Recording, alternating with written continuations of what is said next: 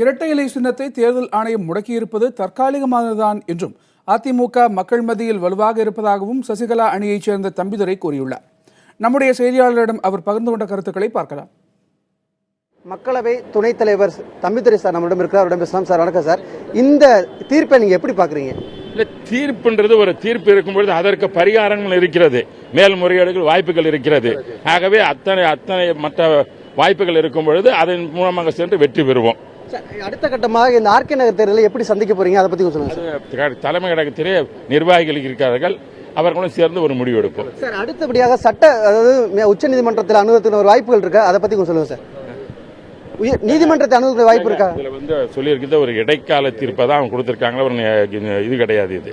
ஆகவே அந்த இதை தான் அதை பற்றி நாங்கள் மேல்முறையீடு செய்து வெற்றி பெறதுக்கு வாய்ப்புகள் இருக்கிறது. இப்ப இந்த ஆர்கே நகர் தேர்தல் பத்தி எப்படி சந்திக்க போறீங்க? உங்க வேட்பாளருக்கு எந்த வேலையும் முன்னேறுதுங்க? தேர்தல் சந்திக்காத ஒரு இயக்கமா பல்வேறு கட்டங்களை தேர்ந்து சந்திக்கிறோம், வெற்றி பெற்றிருக்கிறோம். மக்களுடைய செல்வாக்கு அனைத்து இந்திய அண்ணா தான் இருக்கிறது. அம்மா உருவாக்கிய இந்த இயக்கத்துக்கு தான் இருக்கிறது. அம்மாவின் ஆட்சி நடைபெற்றுக் கொண்டிருக்கிறது. இந்த நல்லாட்சிக்கு மக்கள் என்று ஆதரவு தந்து கொண்டிருக்கிறார்கள். நாங்கள் தொடர்ந்து எங்கள் பணியை ஆற்றி மக்களுக்கு சேவை செய்வோம்.